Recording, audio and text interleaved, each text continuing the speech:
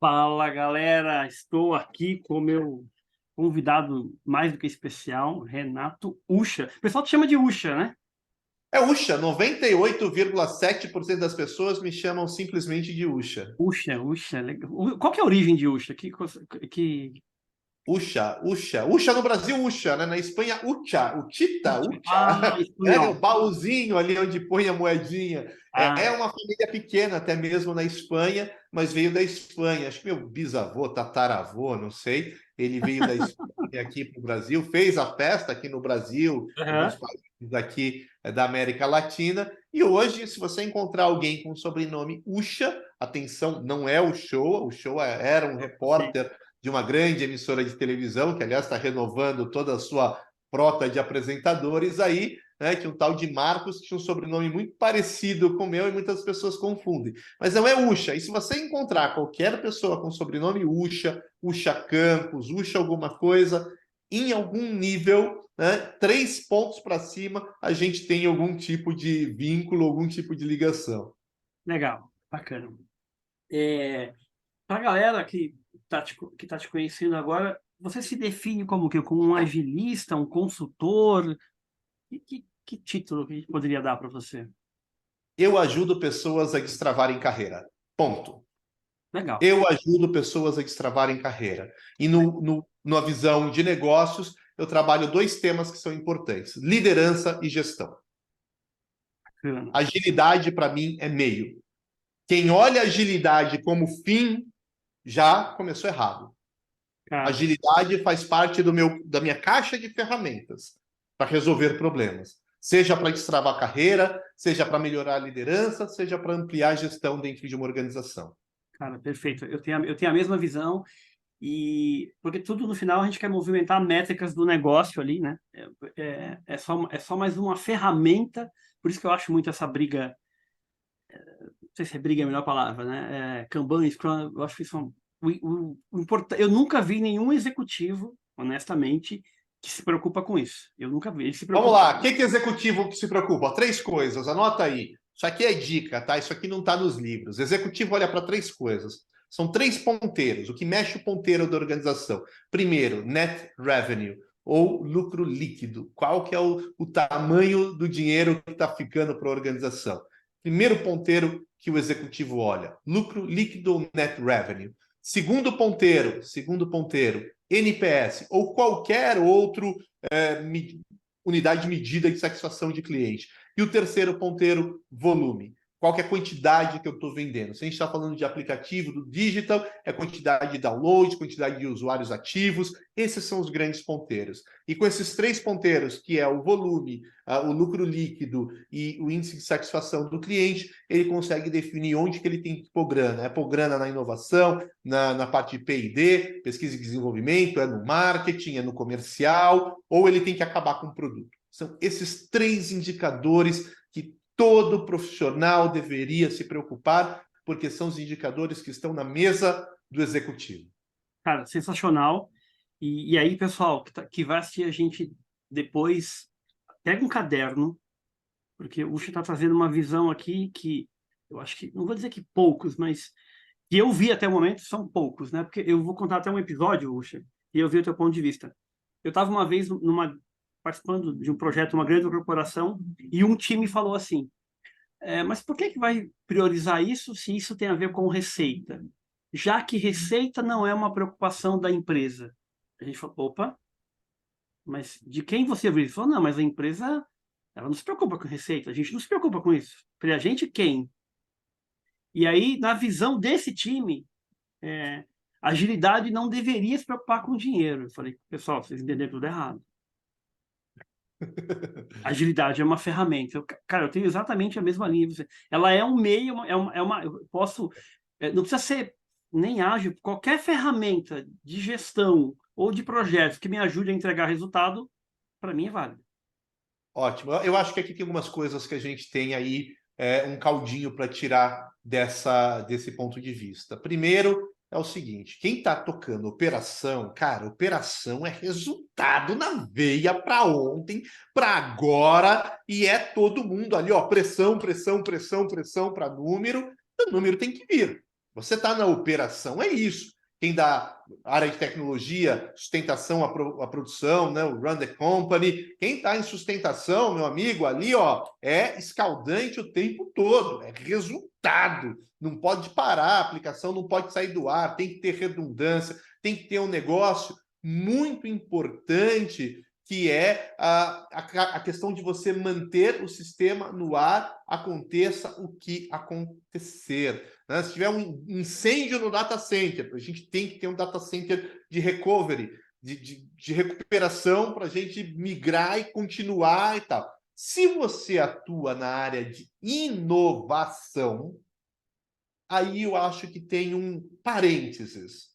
Porque quando você atua na área de inovação, o teu olhar tem que ser médio e longo prazo.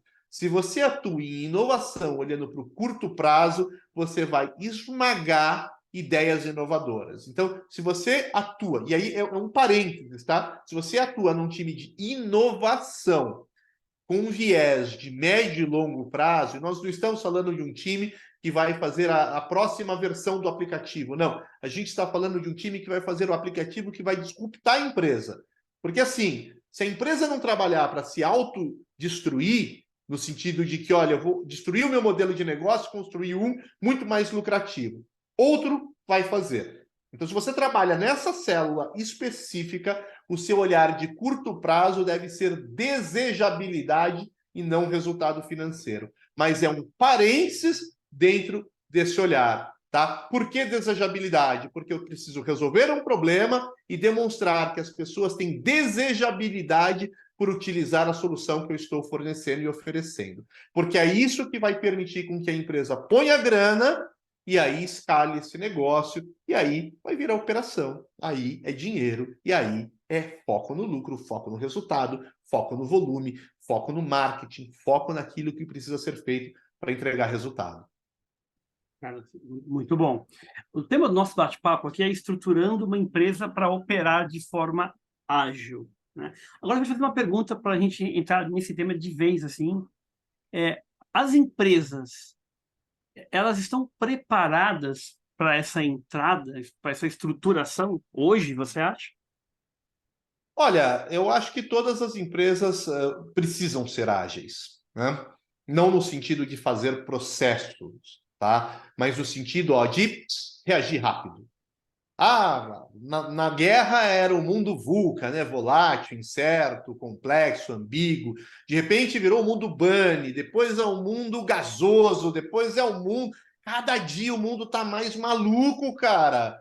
De repente vai um maluco doidão, sequestra avião e joga em cima de uns prédios comerciais com pessoas lá dentro. Dentro do avião e dentro do prédio. E de repente o mundo tá numa maluquice, mudando as coisas do dia para a noite. Surge um vírus lá na China, de repente, 3 meses depois, o mundo está parando. Cara, não dá mais para a gente achar que o sucesso do passado garante o sucesso do futuro. Então, as empresas precisam responder muito rápido às coisas que acontecem no mundo. E olha, a gente está só exponencializando, a gente está aí saindo da Artificial Narrow Intelligence para Artificial General Intelligence. E o que é? Antigamente, a inteligência artificial ela era focada, né? Então, tinha a inteligência artificial que jogava xadrez, ela só sabia jogar xadrez. Eu tinha inteligência artificial que analisava raio-x do pulmão, ela só sabia fazer aquele trabalho.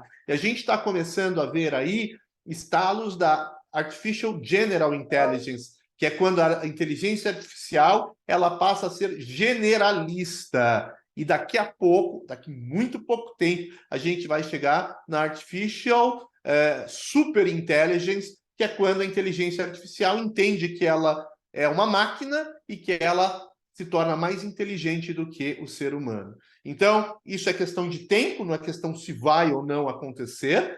Enquanto a gente ainda não chegou lá, ainda tem tempo. Mas com a inteligência artificial disruptando tudo, cara, como que você reage às mudanças pelo mundo? Você precisa ter, agilidade. E agilidade é exatamente esse ponto. O ponto de eu ser adaptativo, de eu conseguir adaptar o meu modelo, os meus produtos, o meu negócio, àquilo que acontece no mercado. Agora, aquela empresa, tá, Fernandes, que acha que agilidade é um processo para organizar time, se ela partir de uma transformação ágil, pensando que é sobre processos para organizar time, já nasceu morta. Essa transformação, para mim, não vai vingar, não vai para frente, vai gastar grana, vai pôr um monte de gente lá para organizar processo e vai ter muita, muita, muita dificuldade, porque no fim do dia, sobre reagir às mudanças, ser capaz de entregar em curto espaço de tempo, frequentemente, gerando valor para o cliente. Esse é o ponto mais importante de a gente falar sobre agilidade. Processo, vai ter algum ali. É possível ser ágil usando Excel? Para mim é. E podem preparar as pedras e jogar para cima de mim, que eu não tenho medo. Eu garanto, você consegue ser ágil usando Excel. Cara, muito bom. Assim, dentro dessa sua linha de pensamento, as lideranças, acho que eu captei um cheiro disso. Tem um papel-chave, né? Sem a Claro. liderança não vai rolar. Existem três formas de mudança, né? Existe a mudança bottom-up, todo mundo gosta, né? A mudança bottom-up que vem de baixo para cima, que vem da massa trabalhadora e que vai transformar a organização. É, de fato, a mudança mais efetiva que pode acontecer dentro de uma organização. Qual que é o problema, Fernandes? O problema é que essas pessoas precisam estar dispostas a valer o próprio emprego em troca dessa mudança. E olha, muita gente tem contas para pagar. Não pode se dar ao luxo de falar, não, desse jeito eu não quero. Então, é muito difícil você ter uma mudança bottom-up, de baixo para cima.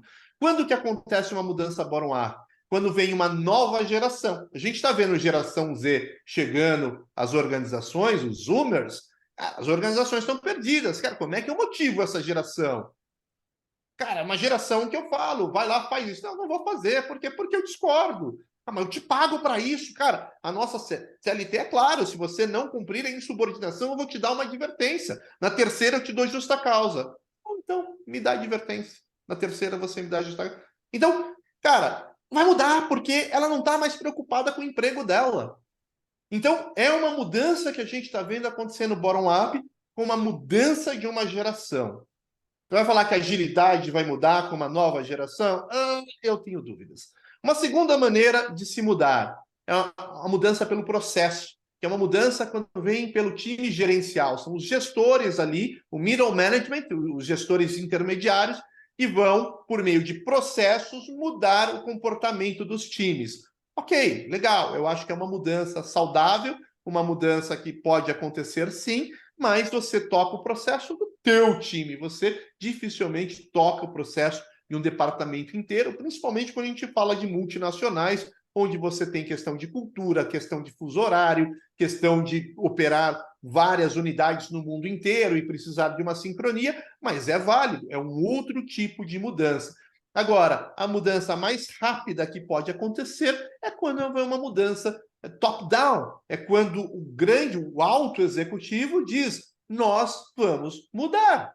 E aí ele vai colocar todos os canhões da organização para que essa mudança aconteça. Às vezes de forma mais macia, às vezes mais dura, às vezes na paulada. E assim, quando que a mudança é mais propensa a acontecer? Quando a empresa está em crise. Porque quando ela não está em crise, cara, estamos funcionando, está dando certo. Poxa, mas tivemos um write-off, tivemos um prejuízo ali, jogamos fora 5 milhões de dólares.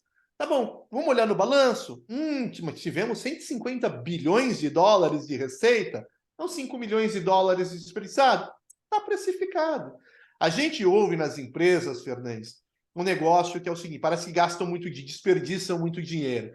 E certa vez eu fui fazer um trabalho que eu falei, cara, aqui é tudo louco, né? É mudança o tempo todo, tal. A gente começa um projeto, 3 meses depois joga fora para começar outro, tal. Eu falei, cara, deixa eu medir um negócio chamado custo de oportunidade. Cara, a gente já está 3 meses trabalhando, mais um a gente termina, a gente põe no mercado, a gente valida, de repente é uma coisa legal, tal. Não, não, não, para, porque tem que fazer isso. Eu cheguei e falei, tá, deixa eu computar quanto que a gente gastou aqui com esses 3 meses de projeto. Eu cheguei a um valor de 300 mil reais na época. Eu cheguei para a alta liderança e falei, olha, vamos lá. existe um custo de oportunidade aqui, que é 300 mil reais que a gente está fazendo write-off. A gente está jogando fora esses 3 meses de trabalho desse time que estava construindo. E assim, a perspectiva é mais um mês a ter o produto para validar na rua.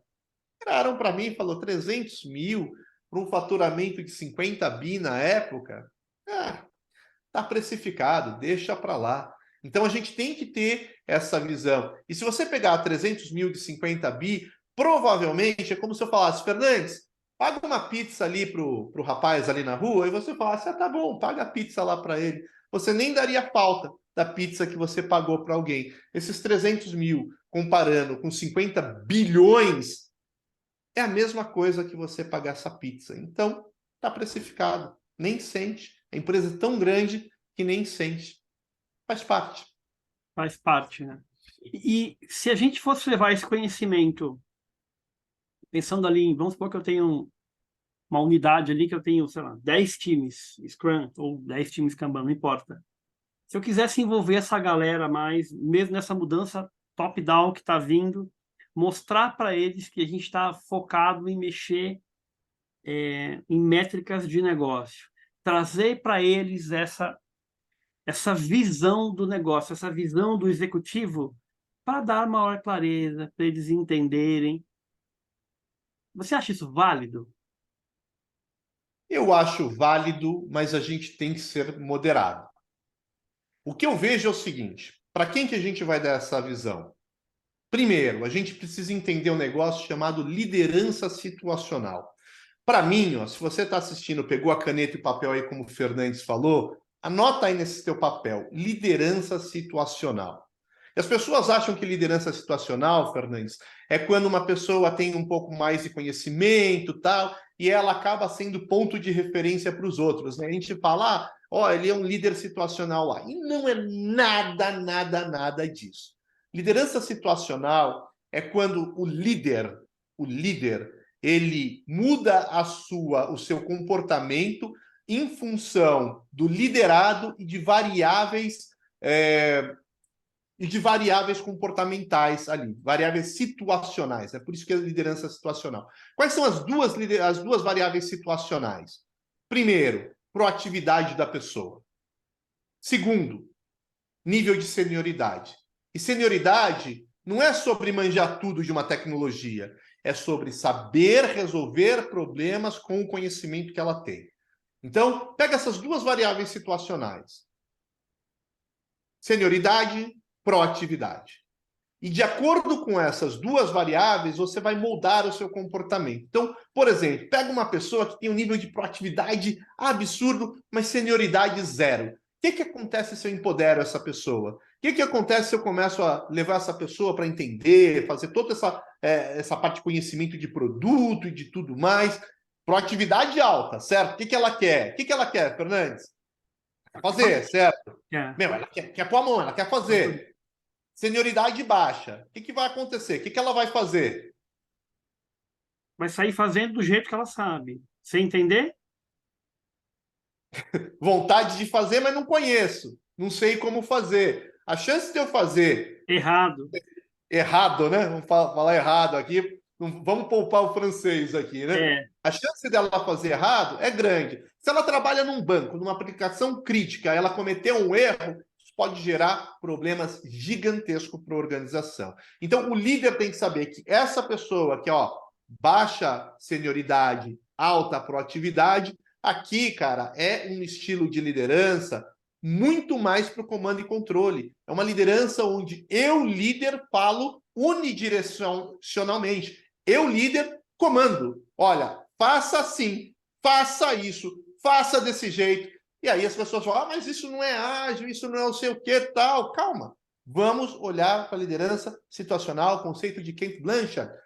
É dessa maneira que a gente precisa trabalhar a pessoa que o Ken considera como um principiante entusiasmado. E aí essa pessoa vai evoluindo. A seleção natural vai filtrar, vai ter gente que vai entrar e vai falar, cara, não é para mim isso aqui, não quero, tal, eu sou empoderado e acha que já sabe tudo, acha que a senioridade é grande. Ó, problema grande que eu vejo aqui, tá? Gente que tira a certificação, tem 10 certificações no currículo, mas que nunca resolveu um problema com o que aprendeu e achar que é sênior, tá? Cuidado, cuidado. O conhecimento não significa senioridade. Senioridade, já falei antes, repito, é sobre a sua capacidade de utilizar o seu conhecimento para resolver problemas. Então vamos lá. Esse principiante entusiasmado continuou ali e tal. Foi meio chato, meu chefe me encheu o saco aqui e tal, era do jeito dele, mas eu evoluí. O que aconteceu? Comecei a aprender a resolver problemas, aprender a fazer, pelo menos da maneira como a empresa determina que deva ser feito. Eu deixo de ser um principiante entusiasmado, passo a ser um aprendiz desiludido. Aprendiz porque eu comecei a aprender, minha senioridade aumentou, e desiludido porque minha proatividade baixou. Eu falei, cara, aqui, não tem espaço para mim. Quantos profissionais de agilidade, Fernando, estão aí como aprendiz desiludido, né? Cara, senioridade está legalzinha, mas cara, não tem espaço para mim, estou desiludido, as coisas não funcionam. Mas é nesse momento que a importância do líder começar a treinar essa pessoa, porque a pessoa que está aqui nesse quadrante do aprendiz desiludido, ela precisa de treinamento. É um momento onde eu começo a mudar o meu comportamento, começo a deixar de ser unidirecional, eu líder para o liderado, e começo a ser bidirecional. Agora eu também começo a escutar o liderado. Lembra antigamente que eu falava, faça assim? Agora eu começo a falar, sabe por que eu sempre falei para você fazer assim? Por causa disso, disso. Agora eu começo a te explicar. Agora eu começo a te explicar. E conforme você vai, poxa, que legal, começo a te dar mais poder, começo a te empoderar, você vai se tornar o quê? Você vai se tornar um executor hábil, mais hesitante. O que é o executor hábil, mais hesitante? Conhecimento está bem lá em cima, senioridade foi lá para cima, proatividade está média, está subindo, né? Aqui, cara, aqui eu começo a empoderar essa pessoa. Agora eu começo a perguntar, Fernandes, sabe que a gente sempre fez assim? O que você acha? Será que tem uma maneira melhor para fazer? Queria que você parasse e pensasse um pouco. Aqui eu começo a empoderar, aqui eu começo a ajudar. Aqui, cara, esse profissional eu tenho que apoiar, E é esse profissional que eu começo a levar para essas discussões de produto. É quando ele já está no mínimo nessa maturidade, porque aqui vai ter valor, aqui vai ter caldo. Se eu levo um principiante entusiasmado para entender do produto, eu corro o risco de sair um monte de meleca. E aí, o que acontece? Quanto mais eu vou empoderando essa pessoa, vou preparando, a senioridade já está lá em cima, a proatividade subindo. A hora que bateu alto, proatividade, bateu alto, a senioridade, essa pessoa virou o realizador autônomo. E o que é o realizador autônomo? É aquele profissional que todo chefe quer ter. Sabe o profissional que você arma a bomba, dá no colo dele, chega no fim do dia, ele só te fala, bomba já está desarmada, tudo ok? Você não precisou falar, não precisou cobrar, não precisou ir atrás.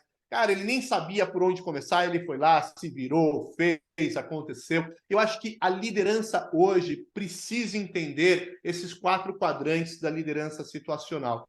Eu sinto muita falta desse conhecimento por parte dos líderes que estão no mercado hoje. Tem aí uma máxima, eu falo demais, tá, Fernandes? Me interrompe se você achar necessário.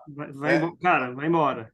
Tá, mas eu sinto que existe uma máxima que eu preciso tratar todos os meus colaboradores de forma igual. E para mim isso é um problema, porque você ignora o nível de senioridade e a proatividade de cada um deles. E aí, cara, você começa o efeito dominó, né? Você começa a reclamar que o time não está entregando, que o time não é proativo, que o time isso, que o time aquilo. E pior, você normalmente generaliza, você não tem coragem de, como líder, apontar dedo para ninguém. Né? Por mais que você ainda fale no one-on-one, e quando fala, porque tem líder hoje que tem medo de falar algumas verdades no one-on-one, por quê? Porque na avaliação 360, essa pessoa vai detonar o líder e o líder vai estar com o emprego dele em risco. Enfim, respondendo a sua pergunta, depois de toda essa contextualização, sim, acho importante que as pessoas participem e entendam do negócio e do produto, desde que elas sejam ou um realizador autônomo ou um executor hábil mais hesitante. O principiante entusiasmado e o aprendiz desiludido, esses devem ser preservados porque eles ainda não estão em maturidade suficiente para tirar valor desse tipo de dinâmica dentro de uma empresa. Cara, perfeito. Pessoal, eu vou reformular a dica que eu dei para vocês de pega um caderninho, compra 10 caderninhos, anota aí, porque o Usha eu falei para ele aqui antes da gente começar, né? que ele não me conhecia, mas eu conhecia, veio muita gente falar dele para mim, falar, cara, um cara é um baita mentor, tem uma baita experiência, uma visão bacana, e é muito legal ter alguém assim que traz perspectivas diferentes. E, cara, assim, eu não sei se você influenciou o Android, tá? Mas aconteceu um negócio maluco, eu acho que foi quinta-feira. Comecei a ouvir discussões em alguns grupos, eu estava só observando ali. E teve umas 3 pessoas de grupos diferentes, o assunto era muito parecido, não era o mesmo, mas era falando da importância da liderança estar junto, né? E, cara, tudo que você falou, para mim ficou muito claro isso, a importância da liderança ser ativa, dela ser o direcionador, dela estar participando, dela entender o momento do time, o momento da área, dela estar conectada ali, né? Agora eu vou te fazer uma pergunta. As lideranças estão dispostas a isso? Sem crítica, tá? Não para criticar. Na tua visão, eu queria ouvir tua visão mesmo. Não é para criticar ali uma liderança A, B ou C, só para a gente, pela tua percepção, você acha que. Porque dá trabalho fazer isso. Fernandes, vamos lá. Se a liderança está disposta a isso, eu não sei. Mas se a liderança não fizer isso, ela está com dias contados. Eu não acredito que um líder que não entenda esse jogo vai continuar empregado. Seja porque ele vai ser substituído por alguém que entendeu o jogo, porque a empresa onde ele está vai quebrar. Porque, cara, ChatGPT, que é a sementinha de uma mudança muito grande que já está acontecendo. E assim, se a empresa não estiver preparada para lidar com essas mudanças de forma rápida, que é a agilidade que a gente falou, para mim, cara, ela vai morrer. É, Ela vai morrer. e o impacto dessa inteligência artificial, ele é tão inesperado, que, por exemplo, eu vi que no Canadá agora, acho que eu não sei se foi um laboratório, usou inteligência artificial para sintetizar um novo antibiótico para uma superbactéria. Eu vi que teve alguém que gastou R$ 349 ou dólares, eu não lembro agora, e criou uma criptomoeda, teve uma valorização. Todo o processo de criação da criptomoeda foi a inteligência artificial que fez. Ou seja, os usos completamente desconhecido, maluco, assim, a gente não sabe o impacto disso, na real, né? Acho que assim, O que pode. vai acontecer, ninguém sabe. Ninguém Ninguém sabe. sabe o que vai acontecer. Eu, Mas eu, que vai acontecer uma mega mudança, isso eu não tenho dúvida. Isso é, eu não tenho dúvida nenhuma. eu também não tenho dúvida. E eu vi em algum lugar uma notícia, foi um veículo clássico, aí, o Estadão, o Folha, o Globo, enfim, um desses veículos aí, uma notícia falando o seguinte: e até 2027, a IA cravou que 70% dos códigos que os desenvolvedores fazem poderão ser feitos pela IA. Tinha uma grande discussão que eu participei, onde algumas pessoas defendiam que ia acabar desenvolvedor pleno. Ou você é júnior ou você é sênior e acabou. Né? Ou você é júnior que vai usar a IA para pedir para a IA construir o código, ou você é sênior que você vai revisar os códigos escritos para ver, porque a IA ainda não está 100%. Eu penso um pouco diferente, tá? Eu penso que, pelo contrário, a gente vai criar ainda mais divisões, né? Você vai ter o Júnior 1, Júnior 2, Júnior 3, Pleno 1, Pleno 2, Pleno 3. Por quê? Porque você tem uma necessidade de muitas pessoas de ter promoções constantes. E como que você atende essa necessidade? Criando mais estruturas de cargos aí, muito mais para dar uma resposta a um grupo de pessoas que tem essa necessidade de estar sendo promovido de 3 em 3 meses, de 6 em 6 meses, do que efetivamente pelo fato de ter graduado, digamos assim, e saído de um nível para o outro. Né? Mas, assim, esses são devaneios, como a gente tem aí rodadas de bar, né? Gostoso, né? Tomar uma cerveja e discutir e devanear sobre esses assuntos. Mas, assim, o fato vai mudar, já mudou. Você trouxe aí o caso, criou uma criptomoeda praticamente pedindo para a IA criar o código para ele. A gente já tem o no-code, low-code rodando e já mudando muita as empresas. Hoje, você, para construir um MVP e rápido para o mercado, você não precisa mais contratar,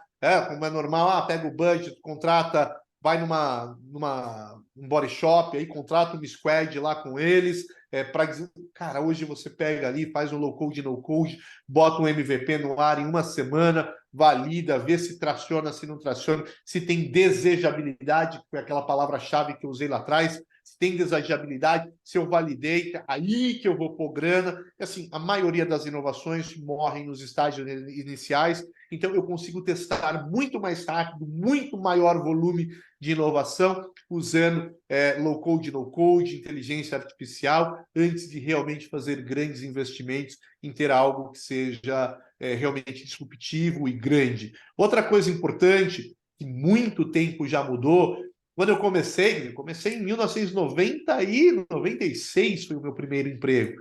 Naquela época, o software era um baita diferencial. O software gerava valor. Hoje, software é commodity. Se você, Fernandes, quiser montar um banco, existem soluções aí de empresas que é Bank as a Service. Você vai lá e contrata toda a infraestrutura de banco como um serviço. Você monta um banco em 3 meses, desde que você tenha questão de licenças ali do Banco Central e cuide da burocracia. Tecnologia para o banco, você sobe muito rápido, você está rodando um banco. O que você precisava para rodar... o que já aconteceu, o que já está acontecendo já é por si só disruptivo na história da humanidade. O que a inteligência artificial está ocasionando é disruptivo.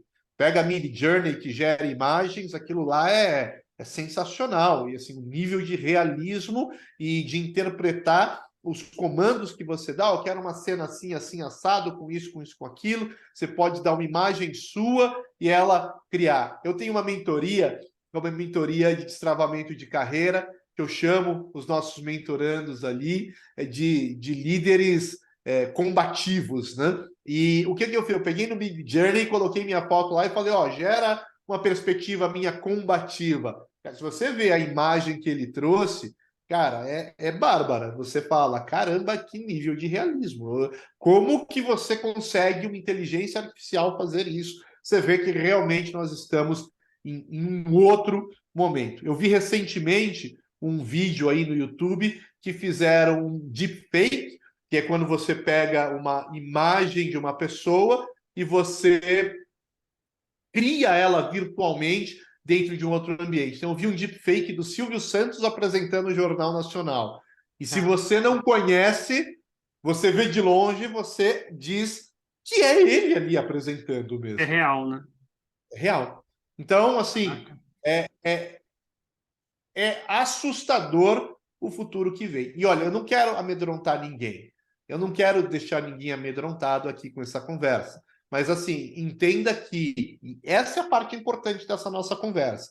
Ainda há tempo de você ser protagonista dessa mudança. Eu não sei se daqui 1 ou 2 gerações para frente você vai ter opção de escolha. E aí você vê os governos já muito preocupados em criar uma renda básica universal. Então, ou você vai realmente estar no comando, ou você vai viver de renda básica universal. A decisão é sua e é hoje. Hoje, eu garanto, ainda dá tempo de você assumir o controle da tua vida. Nossa, que impactante isso. E, assim, a impressão que eu tenho é que a IA, agora, a gente entrou nesse tema, ela vai ser uma oportunidade maior do que a internet foi para as empresas. A gente não conseguia lá, há 10 anos, 20 anos que seja, o que a internet traria para esse mundo novo de oportunidade, novos negócios, novas carreiras, novos papéis. A impressão é só uma impressão baseada em nada, nenhum tipo de dado, só impressão pessoal. E a IA vai ter um impacto talvez de igual para maior. Tá? O que eu penso, Fernandes, é que a gente está num sistema que ele é um sistema não linear, né? A gente crescia linearmente, a gente está crescendo exponencialmente. Sim. Se a gente pegar o impacto do rádio, o impacto da televisão, o impacto da telefonia, você vai ver que cada um está vindo mais, né? A onda é exponencial. vai vindo mais rápido. A internet, mais rápido ainda. A IA, mais rápido ainda. Então, eu acho que tudo diz respeito ao tempo que as coisas demoram para acontecer. Pega o chat GPT. Quanto tempo ele precisou para ter 1 milhão de usuários? Compara com o Facebook. Sim. Você vê que o Facebook foi isso, o chat GPT foi isso. E cada vez mais as coisas vão mudar de forma mais e mais aceleradas. E aí, mais uma vez, é agilidade. Ou você é ágil, ou você está condenado. Cara, sensacional. E um ponto que você falou que eu gostei bastante da questão da liderança, eu acho que é muito importante isso, a questão de o negócio, né? A agilidade é um meio para ajudar o negócio, para ajudar a empresa, para ajudar o cliente. Cara, eu gostei muito das 3 métricas que você pontuou. Eu uso essas 3 métricas, praticamente, essas 3 métricas eu uso muito lucro também, NPS e evolução. Eu uso muito essas 3 ali no dia a dia para dar exemplo de tudo. E muitas vezes, pô, cara, mas você só fala disso, de um negócio, do negócio, do negócio, do negócio. A gente é um Scrum Master, aqui nós não temos nada a ver com isso. E eu acho que, assim, pensando nisso, tudo que você falou, se você pegar uma empresa hoje, não importa a empresa que tem um faturamento, uma empresa grande ali, e você fosse iniciar esse processo de estruturar essa empresa, você faria isso globalmente dentro da empresa, começaria por uma área, depende do caso. Assim, se você fosse pensar em macro passo, cara, eu vou começar aqui. Não, eu vou entender o que os executivos querem, qual é o resultado, por onde eu posso atuar. Você tem um racional disso, cada caso é um caso. Pensando em tudo isso que você falou. Melhor resposta de consultor, depende, né? Acho que primeiro depende do tamanho da empresa. É uma empresa de 50, 100 funcionários, cara, vamos para as cabeças. Vamos começar olhando para o desenho organizacional, vamos ver o que faz sentido, o que não faz, vamos mexer no desenho organizacional e a partir daqui mexer com o processo e fazer a coisa acontecer. Uma empresa de 50, 100 funcionários, você consegue ir para um tranco mais forte ali no começo. Vamos falar de uma multinacional com 50 mil pessoas? Cara, é um elefante, cara. Você vai ter que começar ali, ó, bem posicional, num time bem pequeno, numa área bem pequena, onde tem pouca relevância para o presente, mas é uma área de inovação, normalmente, que vai ter relevância para o futuro.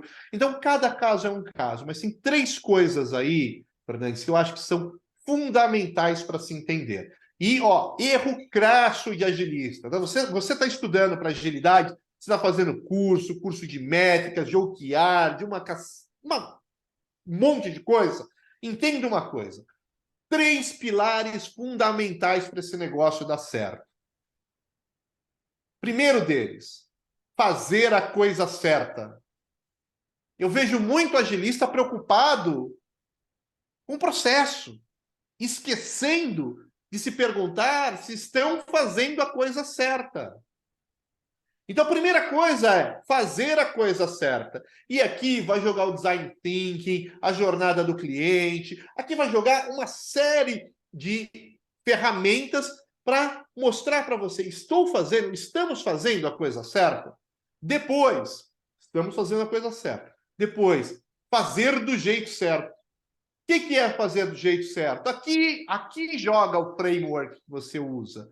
Ah, é o Scrum, é o Kanban, é o Safe, é o XP, é o Scrumban, é o Cascádio. Não importa qual, mas você precisa ter um processo que você pode se inspirar naquilo que tem de melhor de cada framework e ir adaptando para a sua realidade, porque você tem uma cultura e um contexto que não necessariamente é aderente a nenhum desses frameworks como definido no papel. Então é o seguinte, fazemos a coisa certa? Sim. Fazemos do jeito certo?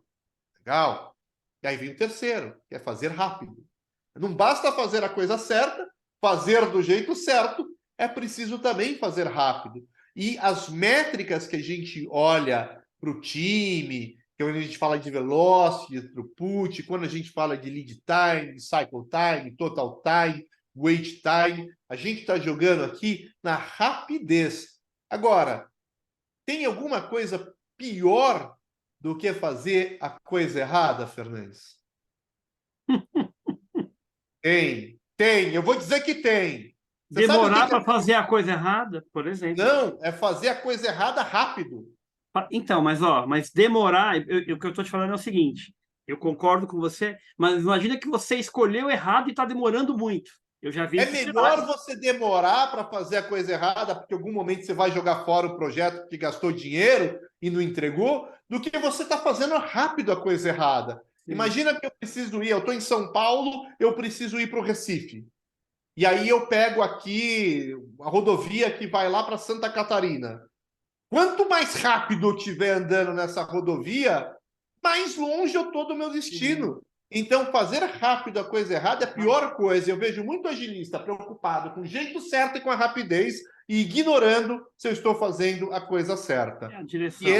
essa daí, Fernandes, é a receita para acabarem com a agilidade. Certa vez eu fui conversar com os executivos que me chamaram para dar uma consultoria e eles disseram: a gente quer agora fazer ágil aqui. Ah, legal, mas por que vocês querem fazer ágil? Ah, não, sabe o que é? Nossos funcionários estão exigindo, nossos clientes já estão exigindo também, se a gente não fizer, vão romper contrato, mas eu não acredito nisso. Vem cá, é você que precisa liderar essa transformação, você não acredita. Me conta um pouquinho, por que vocês não acreditam? Ah, sabe o que é, Ucha? A gente tentou no passado e deu errado. Eu falei, tá bom, quais foram os aprendizados? Nenhum. A gente mandou quem estava fazendo embora e voltou a fazer como a gente fazia. Não entendeu nada. Né? Então, entenda uma coisa: comece ali, comece pelo principal, que é estamos fazendo a coisa certa. E aí eu vejo a agilista falando: ah, mas isso está fora do meu escopo de atuação. Fazer a coisa certa não é ir lá e perguntar para o usuário o que ele quer e ficar fazendo prototipação de tela, passar para a equipe de desenvolvimento. Não, é ver se aquilo que nós estamos fazendo tem alinhamento com a estratégia da empresa. O profissional de agilidade precisa entender a estratégia da empresa. Às vezes o usuário quer, mas não tem alinhamento com a estratégia de empresa. A empresa quer ir para a direita, o usuário quer ir para a esquerda. Então precisa ter esse alinhamento. Se a gente não entende, se a gente está fazendo a coisa certa, a gente tem um grande risco de desabar o castelinho aí e em algum momento alguém falar, ó, para com tudo isso, que a agilidade não dá certo, vamos mandar embora a agilista, vamos acabar com isso daqui, vamos tocar como a gente sempre tocou, porque bem ou mal a gente entregava. Né? Agora o sentimento é, não estamos nem mais entregando, estamos entregando as coisas tudo ruim que não estão alinhadas com a nossa estratégia. Então, vai depender do tamanho da empresa, Fernandes. Pequena, 50, 100 funcionários, vamos para as cabeças, vamos fazer essa coisa acontecer. Empresa muito grande, vamos atuar muito pontual com um departamento, com uma área, vamos entender quem são os early adopters. E outra coisa que eu falo, começa pelo gestor, não começa pelo time, porque se você não conseguir convencer os gestores vão acabar com o seu trabalho com os times. Então, foca nos gestores, foca nas dores dos gestores e utiliza as ferramentas ágeis que você aprendeu nos cursos e nas certificações para ajudar os gestores a resolver os problemas deles, adaptando as ferramentas e os métodos à realidade dos times. Parece que é um trabalho meio artesanal, né? Meio craft-made, mas assim, é o que eu tenho de experiência que mais funciona e mais traz resultados efetivos para as organizações.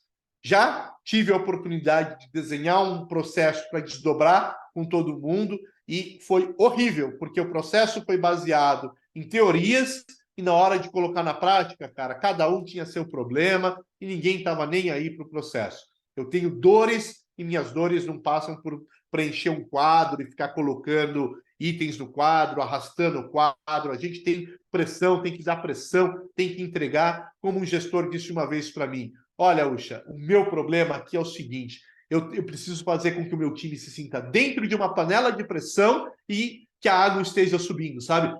Lutando ali para dar cada vez mais o gás e conseguir sair dos problemas. Então, assim, se você tem um gestor que está com essa visão, você vai entrar com um quadro, com um processo, com cerimônias. Meu amigo, não tem fit, não tem ligação com a dor dele.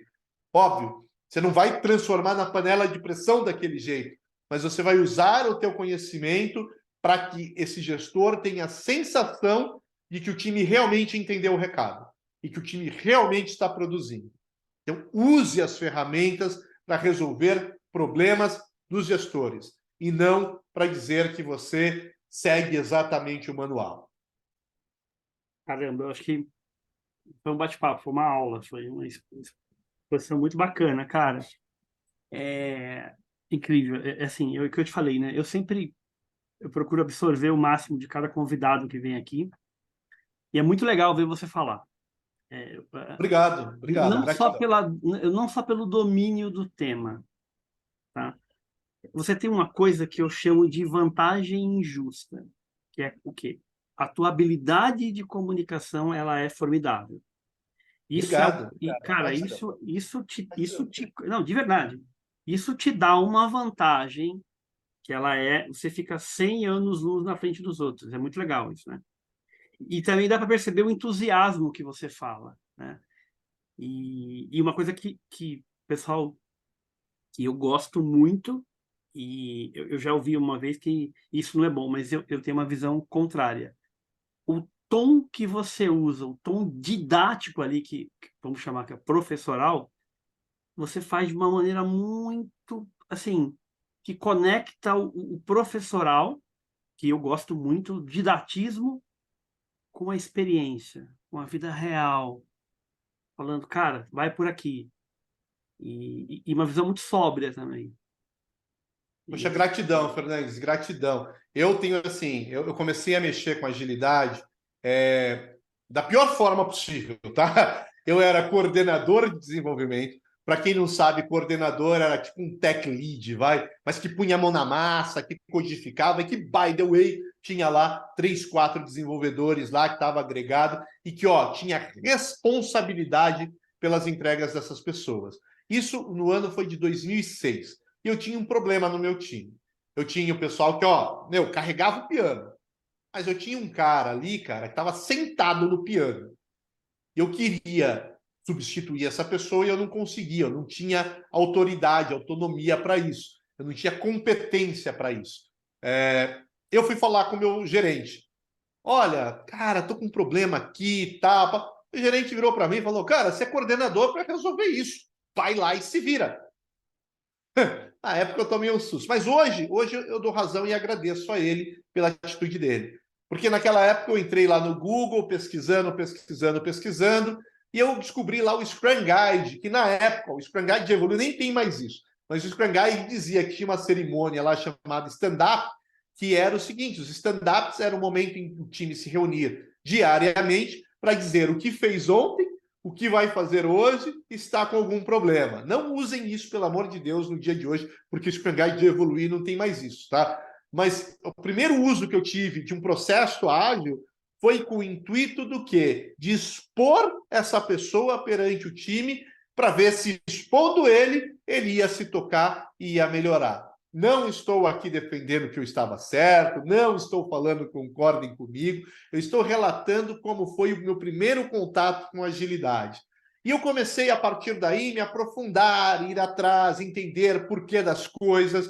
E eu tenho muita experiência, desde 2006 que eu mexo com agilidade, em algum nível da organização, ou como coordenador, ou como gerente, ou como head, ou como Scrum Master, ou como Agile Coach. Eu trago muita experiência do que eu brinco, que eu dou aqui a licença poética de falar, é o jogo jogado. O que é o jogo jogado? É quando você pega essa teoria e você coloca ela dentro de um ambiente onde tem uma cultura muitas vezes hostil, onde o contexto requer outras medidas. Olha só, Fernandes, maior problema que eu vejo de adoção de agilidade, ó, para o corte, hein? Esse vai para o seu corte, para o canal do YouTube. O maior problema que eu vejo com agilidade nas organizações é o seguinte: como é que surge esse negócio de agilidade? Tá bonito, eu quero falar, quero usar esses jargões, é bacana, você vai contratar a pessoa, fala, olha, aqui nós temos PO, aqui nós trabalhamos com squad, sprints, olha, engaje o colaborador, ele fala, pô, isso é coisa nova, eu quero mexer, pô, essa empresa é empresa. Mas como é que acontece na prática? A empresa fala, ó, nós temos aqui 50 iniciativas. O que ela fala? Bom, iniciativas, backlog, temos 50 itens do backlog. Aí ela fala, legal, temos... Agora vamos lá, o que a gente tem aqui? A gente tem os times que entram. Não, times não, agora nós temos squads. Então, criou as squads para resolver os problemas do backlog. E aí fala, legal, peraí, a gente precisa de um cara sênior aqui que domina esse produto aqui, que domina esse projeto, para ser o ponto focal aqui. Aí pega o analista sênior ali, PO, esse daqui é o Product Owner. Então você chama o analista sênior de PO, chama as iniciativas de backlog, chama os times de squad. Ficou faltando o quê? Os acompanhamentos, né? Eu preciso dar acompanhamento no que está fazendo, para saber se eu estou entregando. Acompanhamento. Daily, fazemos daily agora. E aí você fala, cara, legal, a gente precisa das entregas. Sem entregas a coisa não anda, né? Como é que funciona? Entregas, sprints. Agora eu já tenho backlog, já tenho PO, já tenho squads, já tenho daily. E aí você fala, cara, mas não está funcionando, né? A coisa não está indo. Aí vai alguém lá e fala, precisamos, sabe o que, gente? Ó, pressão! Precisa pôr pressão nos times. Aí é a gota final para o desastre. Né? Aí o que você faz? Você contrata um cara que ninguém sabe o que faz, que é o tal do Scrum Master, e você contrata ele esperando que ele seja a pessoa que vai pôr pressão nos times. Sabe o que aconteceu? Você tem Scrum Master, você tem PO, você tem Squad, você tem Backlog, você tem Daily, você tem tudo, mas só de rótulo. Você rotulou o que você estava fazendo. E assim, não mudou nada no dia a dia, mudou apenas títulos. Rotulou o que acontece. E não há nada mais estúpido do que você continuar fazendo do mesmo jeito e esperar que o resultado seja diferente. E por mais que você trocou os rótulos e que talvez você engajou na hora de contratar, trouxe o profissional aqui mais proativo, com mais vontade de trabalhar, quando ele entra no dia a dia, ele vê que não mudou nada, que você simplesmente mudou os rótulos, mas continua fazendo igual, ele vai partir para outra, e aí é uma fonte de falar que a agilidade não funciona, que é um processo que não leva a lugar nenhum, mas assim, tenha em mente que você não entendeu o que é agilidade. Você rotulou e a partir daí acha que está fazendo porque é bonito, precisa dizer para o mercado, se não disser perde cliente, e o caminho não é esse. Fernandes. Cara, que maluco. Deixa eu te contar uma coisa. Eu tenho 2 vídeos no canal, se não me engano, 2 ou 3. Um chama, acho que Scrum no Papel. É exatamente isso que você falou. Ou muito próximo disso. E o outro é Adotei o Scrum e não mudou nada. Então, vai exatamente nessa linha, é a percepção que eu tenho e eu falo para muitas pessoas. Para mim, a gente está vendo uma onda aí, pelo menos eu tenho visto muito burburinho, isso eu, falando de um ano e meio para cá, agilidade não funciona, agilidade, isso eu ouvido isso de executivos, de diretores, então a gente tem esse descrédito aí, eu concordo contigo também, que você mencionou o projeto que você falou, mas para mim isso a gente vai amadurecer e a gente vai conseguir gerar resultado, porque é uma caixa de ferramentas quando a gente entender isso, entender dessas métricas maravilhosas que você falou lá, que é o que eu uso nos meus exemplos, para Scrum Master, para PO, para qualquer coisa, falar, galera, é isso aqui que a empresa está olhando, é que o executivo está olhando. Ah, mas eu não tenho acesso a ele. Eu falei, então eu vou te dar uma dica que eu dou. Tem acesso ao seu gestor. Que o seu gestor vai ter acesso a alguém, que vai ter acesso a alguém, talvez tenha alguém que tenha acesso a esse carinha lá, e aí essas correntes, né? Então começa por aí. Cara, Perfeito. Tem um negócio, Fernandes, que é a teoria da maçã podre, né? Dos frutos podres. Eu não sei, travou para mim, não sei se você me escuta. sim, eu te escuto. Estou te escutando. Travou para mim aqui, eu vou aguardar. Tá me ouvindo? Vamos lá. Manda bala. Mas olha só, tem uma coisa chamada teoria dos frutos, né? Isso vem do direito, né? O que o direito fala? Se você capturou uma prova ilícita, tudo que desdobra dessa prova não tem valor. Tá? Então, a teoria dos frutos podres, né? Então, o que eu vejo na agilidade também? Eu vejo essa teoria. Lembra que eu falei que a gente precisa começar por... Estamos fazendo a coisa certa? Se você pega um backlog e fatia o backlog como você fatiaria num processo, num projeto de entregas por ondas sucessivas, você não entendeu o que é agilidade, você não entendeu o que é MVP, você não entendeu o conceito de entregas curtas que geram valor. E aí, se você fatiou errado o backlog, cara, teoria dos frutos podres. tudo que é feito não segue o princípio da agilidade. Então, é muito importante você saber que está fazendo a coisa certa e você fatiar o backlog por entregas de valor. Porque se isso não acontecer, você tem todo um processo ágil, com métricas ágil, garantindo velocidade, mas não está entregando de forma ágil valor e pivotando e fazendo desenvolvimento iterativo. E aí eu acho que cabe mais uma hora aí para a gente falar o que é o desenvolvimento iterativo. Então eu vou fazer o seguinte: eu vou te fazer um convite para o futuro, quando você estiver no segundo semestre, para a gente vir falar sobre isso, porque muita gente não sabe o que é isso, não sabe o que é isso na prática. E aí fica um convite para o segundo semestre, quando você puder, claro, porque, cara, não foi um bate-papo, foi uma aula. Você Obrigado. realmente, assim, incrível, e como eu te disse, várias pessoas falaram muito bem de você. Eu falei, cara, eu preciso Obrigado, chamar esse Pedro. cara, porque é uma oportunidade para mim, para eu aprender também, ouvir outra perspectiva, ouvir uma experiência diferente, ouvir quem está ali também no game, e muito legal. Então, eu queria fazer a última pergunta para a gente encerrar aqui, que é o seguinte: se você fosse dar mais uma dica, você já deu mais de 30 dicas, fosse dar mais uma que você não deu, para falar para a galera que, para um líder ou para um agilista, ou para um PO, que, cara, essa dica me ajudou muito e pode ajudar outra pessoa, o que você faria? Que dica seria essa? Eu vou plagiar aqui o Steve Jobs, né?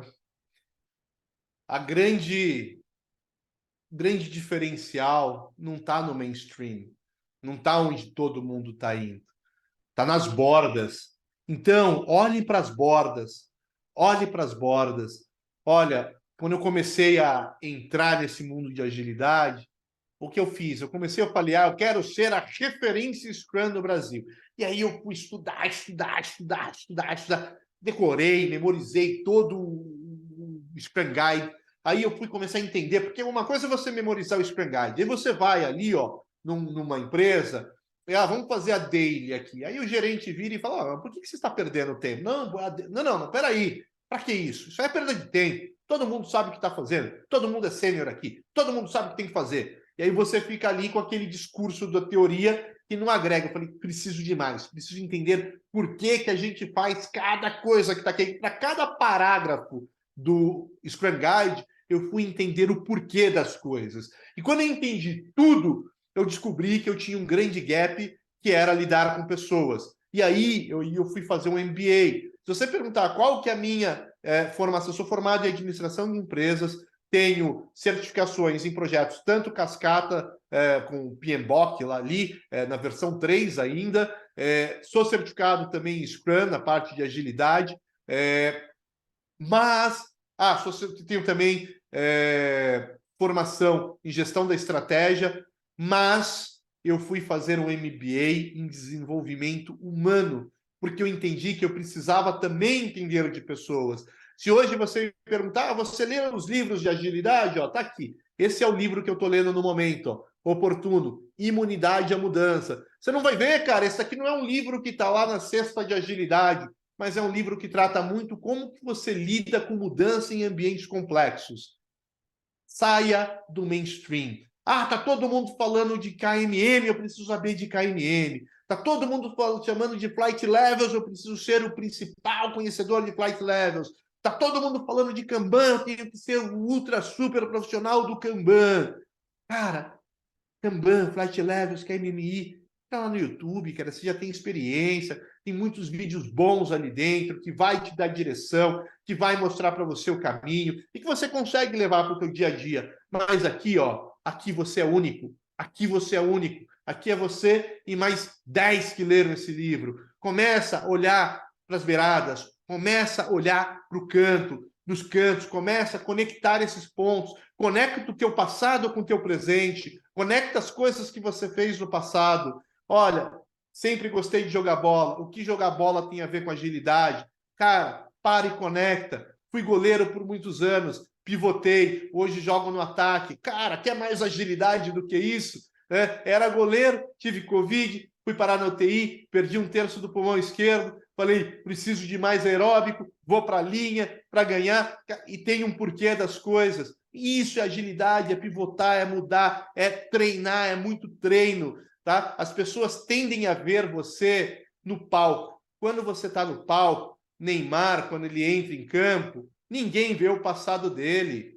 O Ronaldo Nazário lá era o fenômeno, ele entrava no campo, dava show, todo mundo aplaudia. As pessoas não viam quantas vezes ele operou o joelho, quanta fisioterapia ele fez, quanto que ele malhou para treinar, para manter a musculatura em condição de jogo, em condição de participar de uma Champions League. Então, assim, não olhe para as pessoas, vejam o resultado delas e achem que isso foi algo excepcional ou que ela tem ali algo divino. Você também pode. Para isso, olhe para as beiradas, conecte os pontos e,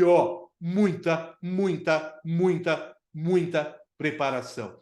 Fernandes, você está de parabéns por estar começando esse podcast, esse vídeo e esse canal no YouTube. O dia que você tiver com 1 milhão de seguidores, vão dizer para você que você teve sorte, mas você sabe quanto que você batalhou. Você falou de mim hoje aqui e eu agradeço, fico muito feliz, porque para mim, quando você fala que eu tenho uma didática na hora de falar, que eu tenho um tom de voz que é cativante, tudo isso para mim mostra que é resultado de muito exercício que eu fiz ao longo da minha vida. No colegial, no terceiro colegial, no ano de 1996, eu fui convidado pelo então coordenador do curso a fazer uma palestra sobre VB, porque a gente aprendia Clipper e COBOL. Eu já estava mexendo com VB, inclusive trabalhando com Visual Basic na vida profissional, no estágio que eu fazia dentro de uma organização financeira. E esse coordenador me convidou para fazer uma palestra para mais de 500 alunos. E eu topei. Era uma palestra de 30 minutos, que eu me preparei, fui um dia antes, passei no palco, lá com o microfone e tal, 30 minutos, estava encaixado no dia. Durou 5 minutos, Fernandes. 5 minutos. Eu não sabia o que falar. Eu perguntei para o público, 500 pessoas, alguém tem alguma pergunta? Aí aquele grilo, sabe a hora que você escuta aquele grilo? Eu travei. Eu não sabia o que falar no palco, Fernandes. O coordenador precisou intervir, uma salva de palmas, muito obrigado, eu fui embora, assim, com a sensação de derrota, de quem se preparou pra caramba, chegou e fez feio. E eu fui atrás, Fernandes. Eu fui fazer curso de expressão verbal, eu fui fazer curso de teatro, eu fui me preparar. E hoje eu não estou aqui à toa. Quando você fala isso de mim, Fernandes, eu fico muito feliz, porque você reconhece algo que eu me preparei. Que eu me preparei muito. Quem estudou administração comigo sabe, eu era o apresentador oficial dos trabalhos do meu grupo. Eu que ficava aqui preparando os slides, me colocava para apresentar. Eu levava uma câmera, tinha fitinha para gravar minhas apresentações e assistir e falava, putz, está errado, eu preciso melhorar aqui, eu preciso melhorar ali e tal. Então, hoje, Fernandes, quem me enxerga aqui não sabe do esforço e do trabalho que eu tive. E assim, saiba você que você também pode ser. E saiba você, Fernandes, que você está no caminho. Você tomou a atitude mais difícil de todas, que foi botar a tua cara num canal do YouTube. Porque tem um monte de gente que vai falar, meu, esse cara é louco. Meu, ele vai falar uma coisa, vão cancelar ele. Não, ele está se expondo demais. Pelo medo do quê? Medo de fracasso. Então, Fernandes, de coração, uma honra enorme estar aqui para ajudar. Quero ajudar a impulsionar teu canal, o que eu puder fazer para ver esse canal crescer, para ver você cada vez maior nos palcos, subindo hoje no podcast, amanhã num evento de agilidade como Scrum Gathering, num Agile Trends, palestrando, dividindo esse seu conhecimento, dando aula, dando treinamento, que você falou que já tem alguns, que seja remunerado, que isso seja o teu ganha-pão, porque você tem coragem e você demonstra isso. E vocês que estão nos assistindo, não percam o sonho de vocês. Não desanimem. Não desanimem. Não vai dar certo da primeira vez. Ah, eu estou em transição de carreira para agilidade. minha primeira entrevista que eu consegui, fracassei, sou um fracasso. Não, não.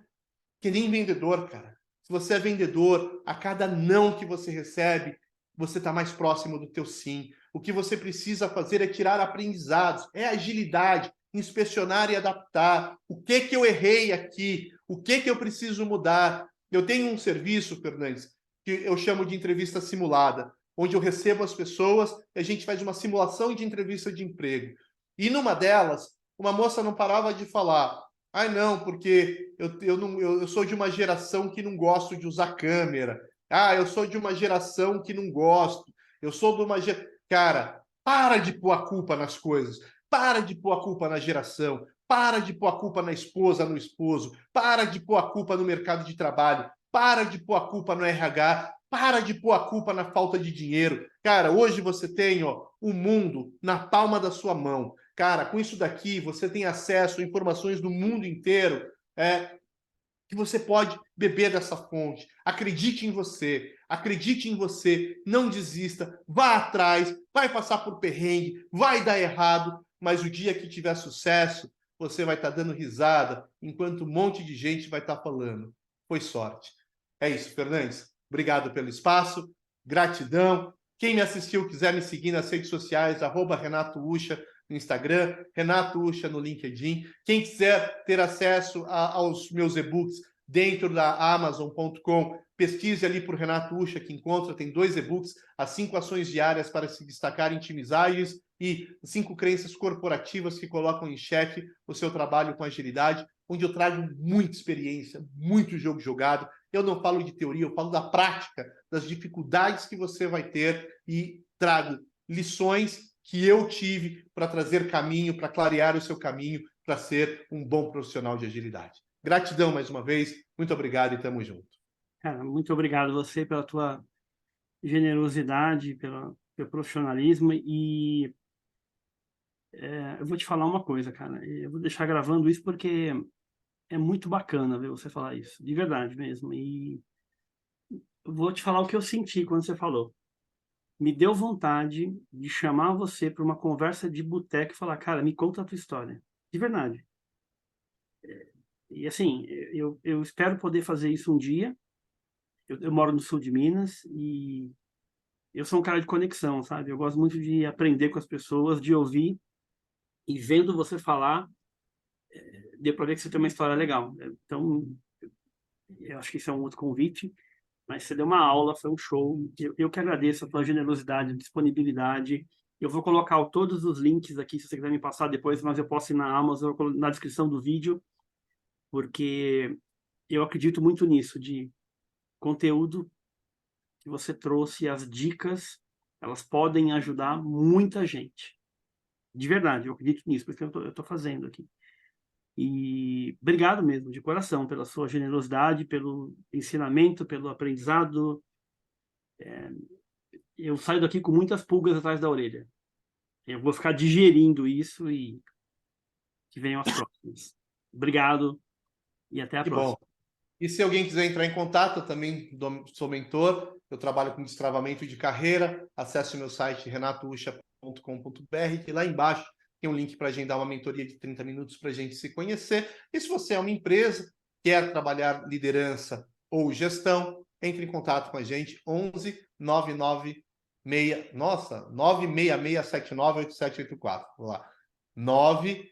Nossa, eu esqueci. Depois eu mando aí para você, Tá você bom. coloca A gente aí. coloca aí. Mas é 966398784. 11 966398784. É que esse telefone é o telefone da minha assessoria, é o pessoal que cuida da minha agenda. Legal. Obrigado. Obrigado. Então, pessoal, valeu, até a próxima e a gente se vê na próxima.